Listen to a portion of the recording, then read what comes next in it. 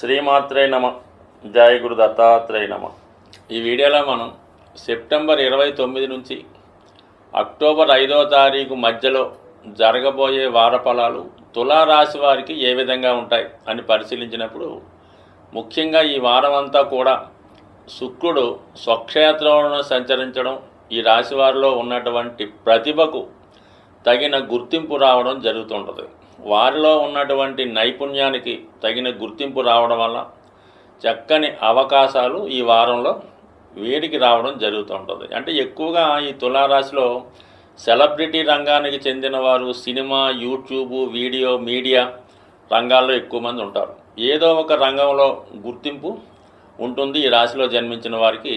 అటువంటి వారి ప్రతిభకు తగిన గుర్తింపు రావడం జరుగుతుంది. ముఖ్యంగా రాశిలో శుక్రగ్రహ సంచారం వల్ల జాతకుడికి ఈ వారంలో నూతన వస్త్రలాభం, వాహన లాభం జరిగే అవకాశం ఉంది. ముఖ్యంగా స్త్రీలకి వివాహ ప్రయత్నాలు ఫలించే అవకాశం ఉంది. వారికి విదేశ అవకాశాలు కూడా ఈ సమయంలో చాలా బలంగా రావడం జరిగింది. అంటే పంచమ స్థానంలో ఉన్నటువంటి శనితో శుక్రునికి కోణ దృష్టి ఏర్పడినప్పుడు స్త్రీలకి గొప్ప అవకాశాలు, కళారంగంలో ఉన్న వాళ్ళకి గుర్తింపు రావడం జరుగుతూ ఉంటుంది. మరి ఈ వారంలో 2 గ్రహాలు వ్యయ స్థానంలో సంచరిస్తున్నాయి. ముఖ్యంగా భాగ్యాధిపతి శుక్రుడు 12వ స్థానంలో ఉచ్చస్థితికి రావడం వల్ల జాతకుడు పుణ్య కార్యక్రమాల యందు ఆసక్తి పెరుగుతుంది. ఏదో ఒక పుణ్య కార్యక్రమంలో పాల్గొంటాడు. విద్యార్థులు చదువు కొరకు ఎక్కువ ధనాన్ని ఖర్చు పెట్టడం జరుగుతుంది. అలాగే జాతకుడు దూర ప్రాంత ప్రయాణం కానీ, దూర ప్రాంతంలో ఉన్నటువంటి పుణ్యక్షేత్రాలు దర్శించే అవకాశం ఉంటుంది. అంటే రవి ద్వాదశ స్థాన సంచారం వల్ల ప్రభుత్వానికి చెల్లించవలసినటువంటి ట్యాక్సులు, పన్నులు వగైరా చెల్లించవలసి ఉంటుంది. ఏదో విధంగా కుటుంబంలో పెద్దవారికి అనారోగ్య సమస్యల వల్ల వారి వైద్య ఖర్చుల నిమిత్తము కొంత ధనాన్ని వారి కొరకు కేటాయించవలసి ఉంటుంది. అలాగే కొంత సమయాన్ని కూడా వారి వరకు కేటాయించి వారికి ఏదైనా హాస్పిటల్లో చూపించడం కానీ, వైద్యం చేయించడం కానీ కూడా జరిగే అవకాశం ఉంది. అలాగే మీరు ఈ వారంలో ఒక ఆధ్యాత్మిక గురువుని కలుసుకొని వారి యొక్క సహకారంతో మీ జీవిత గమనాన్ని మార్చుకునే ప్రయత్నం జరుగుతుంది. ఇక భాగ్యస్థానంలో కుజ సంచారం, అంటే ధన సప్తమాధిపతి భాగ్యంలో ఉన్నప్పుడు కుటుంబంలో ఒకరికి ఏదో విధమైన అభివృద్ధి కలుగుతుంది. ముఖ్యంగా మీ జీవిత భాగస్వామికి వృత్తిలో అభివృద్ధి కానీ, విదేశ అవకాశాలు కానీ వచ్చే అవకాశం ఉంది. సో ఏదైనా భూములు, స్థిరాస్తుల వల్ల కలిసి వస్తాయి.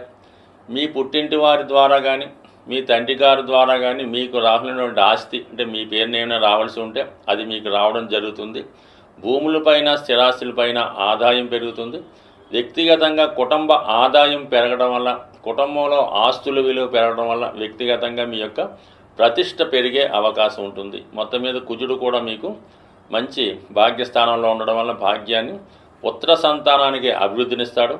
అలాగే మరి పుత్ర సంతానం కలిగే అవకాశం కూడా శుక్రుడు భాగ్యస్థానంలో ఉన్నవారికి కలుగుతూ ఉంటుంది. ముఖ్యంగా మరి శని 5వ స్థానంలో ఉండడం వల్ల స్పెక్యులేషను, జోదం, అలాగే పేకాట, ఈజీ మనీ, పందాలు వాటి జోలికి వెళ్లకుండా నిజాయితీ మార్గంలోనే ధనాన్ని సంపాదించే ప్రయత్నం చేయాలి తప్ప ఏమాత్రం ప్రలోభాలకి, ఆశకి లొంగినా చాలా వరకు నష్టపోయే అవకాశం ఉంది. సాధారణంగా ఈ తులారాశి వారు ఏం చేస్తుంటారంటే, ఒక పని ఎన్నిసార్లు నష్టం వచ్చినా పదే పదే ఆ పని చేయడం వల్ల మొత్తం పోగొట్టుకోవడం జరుగుతూ ఉంటుంది. ఉదాహరణకు ఒకసారి మనకు ఆ పనిలో నష్టం కలిగింది అనుకున్నప్పుడు రెండోసారి ఖచ్చితంగా ఈ తులారాశి వారు ఆలోచించాలి తప్ప పదే పదే ఆ కార్యక్రమం చేయడం వల్ల పూర్తిగా నాశనం అయ్యే అవకాశం ఉంది. కాబట్టి ఎట్టి పరిస్థితుల్లో కూడా ఇటువంటి బలహీనతలకి, వ్యసనాలకి లోను కావద్దు.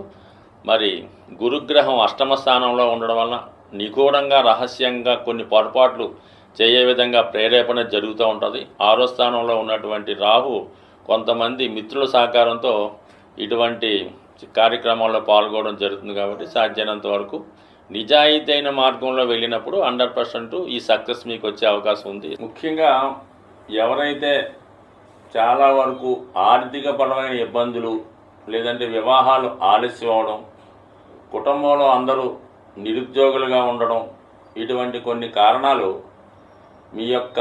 మీ జాతకంలో ఉన్నటువంటి పితృదోషాలకు కూడా కారణం అవ్వచ్చు.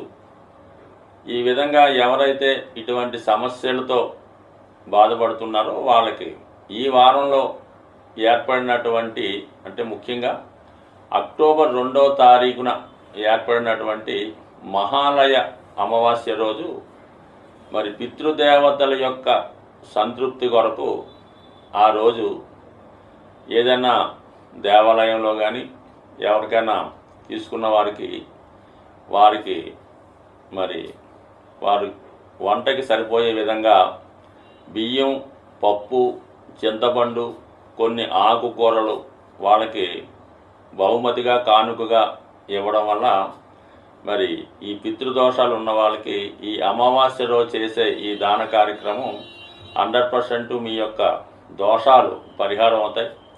అలాగే మీ కుటుంబంలో ఉన్నటువంటి సమస్యలు కూడా చాలా వరకు సాల్వ్ అవుతాయి. ఈ విధంగా చేయలేని వారు కనీసం ఆ 2వ తారీఖు, అక్టోబర్ 2వ తారీఖు అమావాస్య రోజు ఏదైనా గోశాలకు వెళ్ళి కానీ, లేదంటే మీ సమీపంలో ఉన్నటువంటి గోవుకి ఏదో విధంగా ఒక నానబెట్టినటువంటి నవధాన్యాల్లో ఏదో ఒకటి, ముఖ్యంగా గోధుమలు కానీ లేదంటే శనగలు కానీ నానబెట్టి విధి విధానంగా గోవుకి బెల్లంతో కలిపెట్టి ఆ గోవుకి ప్రదక్షిణ చేయడం వల్ల ఖచ్చితంగా కూడా మీకు ఈ విధంగా ఉన్నటువంటి దోషాలు పరిహారమై అద్భుతంగా రాబోయే సంవత్సరం అంతా కూడా మీకు మంచి ఫలితం ఇవ్వడం జరుగుతూ ఉంటుంది. అంటే కొన్ని రోజుల్లో చేసే కార్యక్రమాలు విశేషమైనటువంటి ఫలితాన్ని ఇవ్వడం జరుగుతుంటుంది.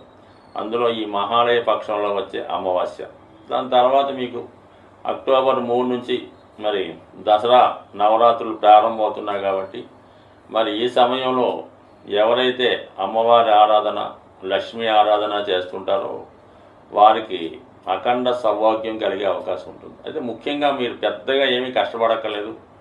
ఈ 3వ తారీఖు నుంచి ప్రారంభమయ్యే నవరాత్రి రోజు చక్కగా ఒక మంచి టైం మీరు ఎన్నుకొని, అది వీలైతే ప్రాతకాల వేళ సూర్యోదయానికి ముందుగానే మీరు మీ యొక్క కాలకృత్యాలు తీర్చుకొని మీకు ఇష్టమైనటువంటి ఏదో ఒక భగవంతుడు సంబంధించినటువంటి శ్లోకాన్ని, లేదంటే అందరికీ సౌభాగ్యాన్ని, ధనాన్ని ఇచ్చే కనకదార స్తోత్రాన్ని ప్రతిరోజు ఒక నిర్దిష్టమైన సమయంలో నవరాత్రులు ముగిసే వరకు కూడా సుమారుగా ఈ 9 రోజులు విధి విధానంగా దాన్ని పారాయణ చేయడం కానీ, లేదంటే శ్రద్ధగా వినడం చేయడం వల్ల సాధ్యమైనంత వరకు ఈ 9 రోజులు నియమంగా ఉంటూ సాత్విక ఆహారం తీసుకుంటూ ఎటువంటి అసాంఘిక కార్యక్రమాలు, ఎటువంటి వ్యసనాలకి లోను కాకుండా కేవలం సాత్విక ఆహారం తింటూ నియమంగా ఉండడం వల్ల ఖచ్చితంగా మీకు మంచి సమయం మారుతుంది.